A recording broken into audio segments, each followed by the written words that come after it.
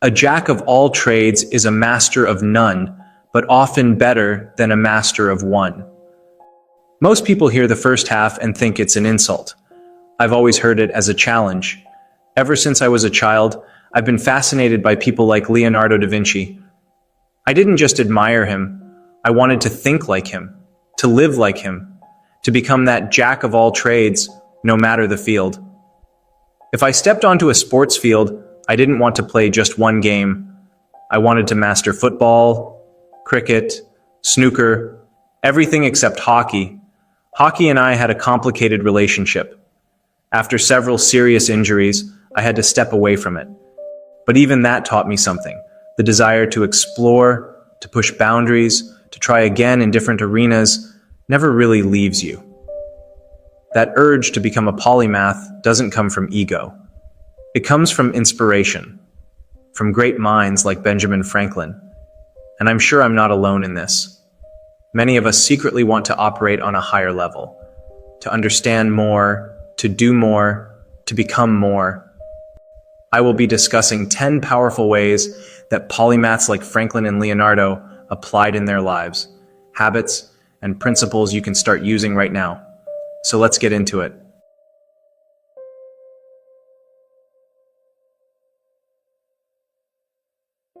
Polymaths never stop asking why and what if. Their lives are driven by an insatiable curiosity about the world around them. For Leonardo da Vinci, this was his guiding principle, curiosita, an endlessly curious approach to life and a constant commitment to learning. He filled notebooks with questions about nature, art, science, anatomy, and engineering. He didn't just accept things as they were, he questioned everything. Benjamin Franklin showed the same hunger for knowledge. From a young age, he loved reading and spent nearly all his spare money on books. But he didn't read casually. After studying a book carefully, he would set it aside and days later try to rewrite its main ideas from memory. This simple practice helped him truly understand and retain what he learned. To follow their example, start by keeping a journal or notebook, just as Da Vinci did. Write down questions about anything that sparks your interest. Make time each day to explore something new. Franklin also formed a discussion group called the Junto to debate ideas and learn through conversation. You can do a simpler version of this. Ask friends, teachers, or mentors simple questions about topics you care about, much like Socrates encouraged through his method of questioning. Create a list of questions about subjects that interest you, art, science, history, or anything else, and dedicate time each week to finding answers. Use books, reliable online resources, or even quiet walks in nature to think deeply. Keeping a daily learning journal or blog can turn scattered curiosity into focused exploration. The more actively you chase what fascinates you, the more connections you'll begin to see across different fields.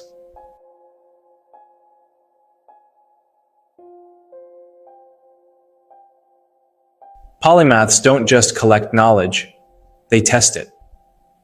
For Leonardo da Vinci, this principle was dimostrazione, proving ideas through direct experience. In modern terms, it's applying the scientific method to everyday life. Leonardo didn't simply imagine flying machines or hydraulic systems. He sketched designs, built models when he could, and studied the mechanics behind them. He explored human anatomy not from books alone, but by dissecting cadavers to see the structures for himself. Benjamin Franklin followed the same approach. He didn't just read about electricity, he experimented with it. His famous kite experiment demonstrated that lightning is a form of electricity, leading to the invention of the lightning rod. Franklin believed in testing ideas, observing results, and refining his understanding through hands-on experience. Both men also understood that experience includes failure. Leonardo embraced trial and error, recognizing that studying nature required patience and persistence. Franklin's experiments didn't always work on the first attempt, but each setback gave him new insight. Failure wasn't defeat, it was information.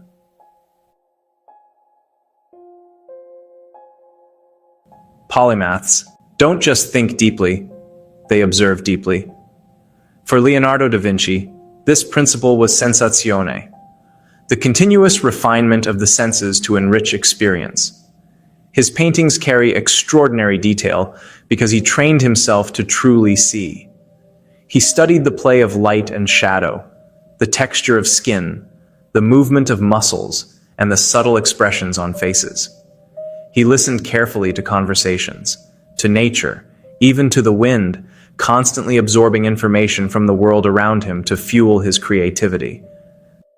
Benjamin Franklin, though not an artist in the same sense, also understood the value of sharpening perception.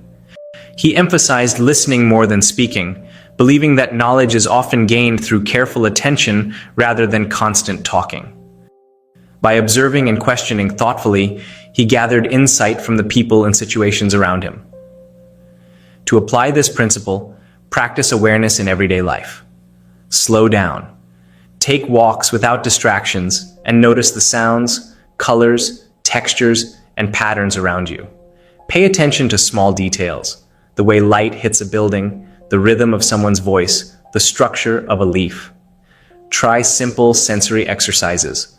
Carefully listen to a bird's song, or draw an object while observing it directly instead of relying on memory. These habits strengthen your perception. You can also carry a small notebook or sketchbook, just as Leonardo did, and record interesting details you notice. Shapes, behaviors, conversations, or patterns. This kind of active observation trains your brain to detect subtleties that most people overlook.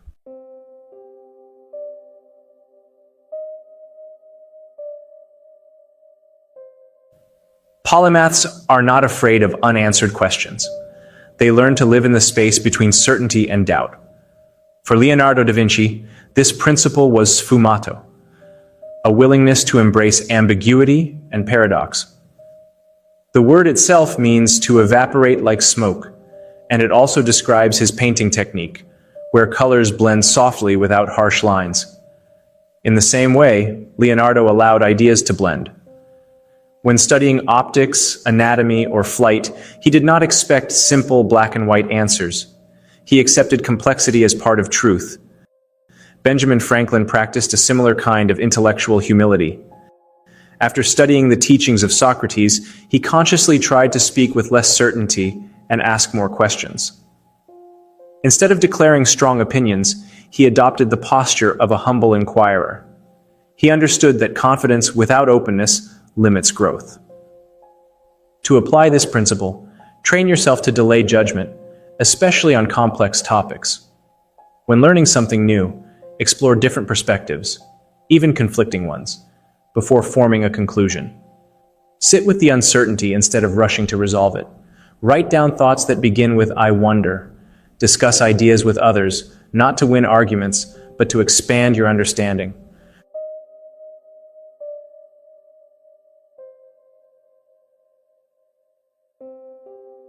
Polymaths excel because they combine imagination with reasoning. For Leonardo da Vinci, this principle was artiscienza, the balance between art and science, intuition and analysis. He was the perfect example of this fusion, a brilliant painter who also designed flying machines, studied anatomy, and explored engineering. He understood that imagination without logic can drift into fantasy, while logic without imagination can become dry and limited. True innovation happens when both work together. Benjamin Franklin embodied this balance in his own way. His scientific experiments led to practical inventions like the lightning rod and bifocal glasses, yet he was also a gifted writer and witty thinker. When making decisions, he used a logical method, listing pros and cons, but expressed his ideas with humor and memorable aphorisms. His publication, Poor Richard's Almanac, blended practical knowledge, scientific observations, and creative storytelling to reach a wide audience.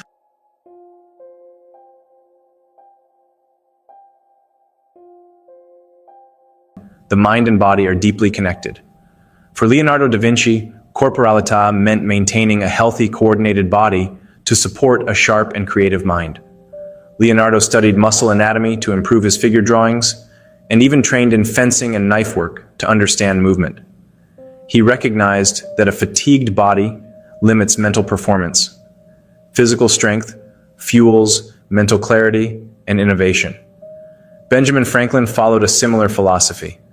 In his youth, he kept a strict daily routine, waking early to swim across rivers, famously winning a bet in the Susquehanna, walking to work, and ensuring proper sleep. Even at age 70, he maintained daily ice baths and regular walks. Franklin believed that moderation, discipline, and movement kept the mind sharp well into old age.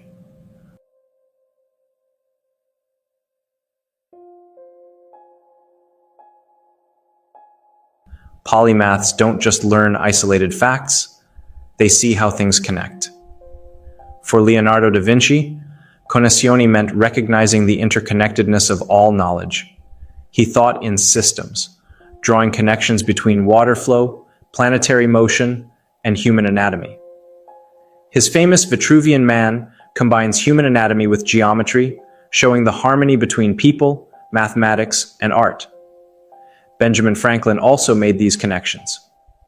By studying ocean currents, he improved mail delivery times, blending science, commerce, and practical problem solving. Both men understood that insight often comes from linking ideas across disciplines. Visual tools help too. Mind maps or concept diagrams can show relationships between art, science, math, philosophy, and more. Cross-train your knowledge. Study one field to improve understanding in another. Leonardo learned anatomy to improve art. Franklin read French literature to enhance diplomacy. By seeking connections, you develop a big picture view of the world. In a specialized age, this skill allows you to find insight where disciplines intersect. Cognizione turns learning into a web of ideas, where understanding one area illuminates others, just like the great polymaths of history.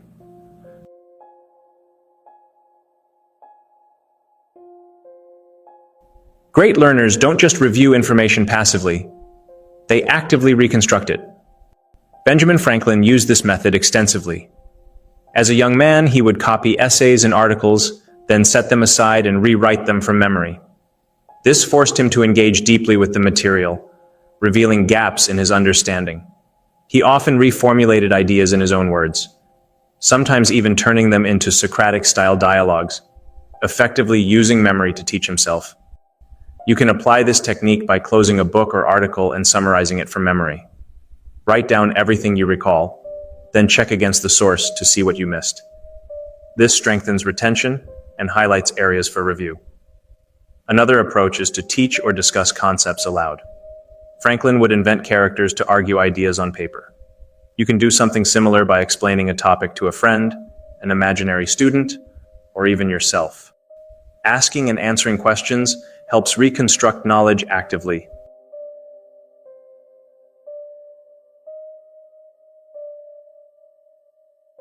Polymaths sharpen their minds by asking questions. Benjamin Franklin embraced the Socratic method as part of his self-education. This means starting with a humble, "I wonder," and continuously probing deeper, holding back certainty and approaching knowledge as a humble inquirer. Start by asking basic questions. Who? What? Where? When? Why? How? Don't just accept statements at face value. Explore the reasons behind them. If you're learning a scientific principle, ask why it must be true and what exceptions might exist. Engage in dialogue. Discuss ideas with others and pose thought experiments. Socrates led learners to insight through conversation.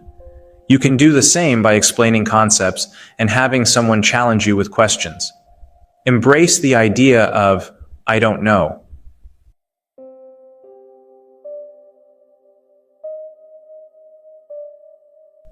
Pursue what genuinely fascinates you. Leonardo da Vinci and Benjamin Franklin didn't force themselves into paths that didn't excite them.